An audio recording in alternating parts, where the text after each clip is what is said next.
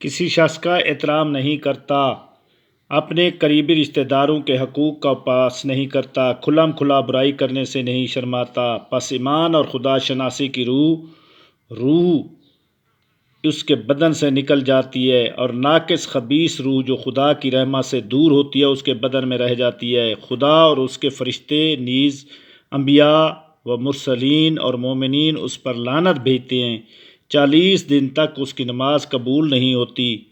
قیامت کے دن اس کا چہرہ سیاہ ہوگا اور اس کی زبان کتے کی طرح منہ سے باہر نکلی ہوئی ہوگی، اس کی رال سینے پر ٹپکتی ہوگی اور وہ پیاس کی شدت سے واویلا کرے گا۔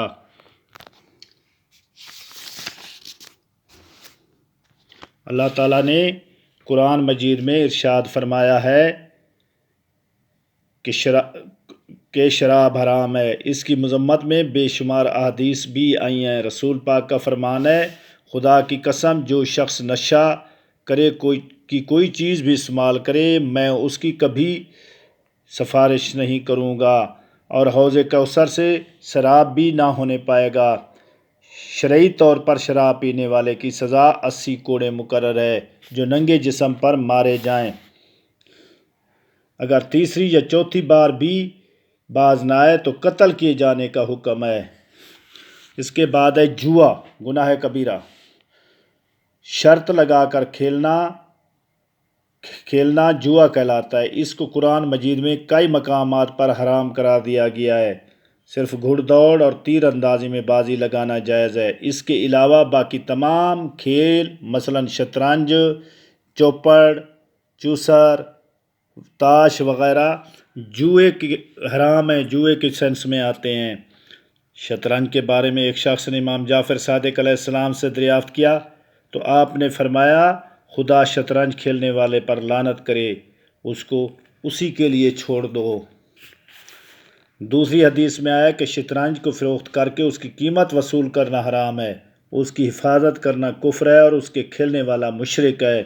شطرنج کھیلنے والے کو سلام کرنا گناہ ہے اور اس کو ہاتھ لگانا خنزیر کا گوشت چھونے کے مترادف ہے۔ اس کے بعد ہے گانا بجانا۔ قرآن مجید کی آیات اور احادیث پیغمبر صلی اللہ علیہ وآلہ وسلم کی روشنی میں گانا بجانا قطعی طور پر حرام ہے۔ حضرت امام جعفر صادق علیہ السلام کا ارشاد ہے کہ جس گھر میں گانا ہوتا ہے وہ گھر دردناک بلاؤں کے نغے میں ہوتا ہے، اس گھر میں دعا قبول نہیں ہوتی اور رحمت کے فرشتے بھی وہاں نازل نہیں ہوتے۔ ایک حدیث میں ہے کہ گانا گانے والی عورت ملعونہ ہوتی ہے، اس کی کمائی استعمال کرنے والا بھی ملعون ہوتا ہے۔ حضور اکرم صلی اللہ علیہ وسلم کا ارشاد ہے کہ گانا بجانا ان برائیوں میں سے ایک ہے جن کا مرتکب افراد کو اللہ تعالیٰ ضرور جہنم میں بھیجے گا۔ امام جعفر صادق علیہ السلام کا فرمان ہے کہ گانا زنا سے بھی بدتر ہے، اور گانے میں جو اشیاء استعمال ہوتی ہیں یعنی ڈھول، تنبورا، سرنگی، طبلہ اور بانسری وغیرہ، باجا، ان سب کو سننا حرام ہے۔ لہٰذا سوچنا چاہیے کہ وہ شادیاں کس طرح مبارک ہوگی جس کا آغاز ہی ناچ گانے اور باجے بجانے سے ہوتا ہے۔ اس لیے ان تمام حرکات سے بچنا چاہیے تاکہ اللہ تعالیٰ اور محمد مصطفیٰ صلی اللہ علیہ وآلہ وسلم کی خوشنودی حاصل کی جا سکے۔ شادیوں میں باجے وغیرہ کے استعمال سے ایک تو فضول خرچی ہوتی ہے اور دوسرا خدا اور رسول خدا بھی ناراض ہوتے ہیں۔ اگلا گناہ کبیرہ ہے غیبت، چغلی۔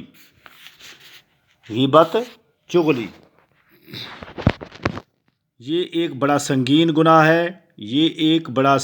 گناہ ہے۔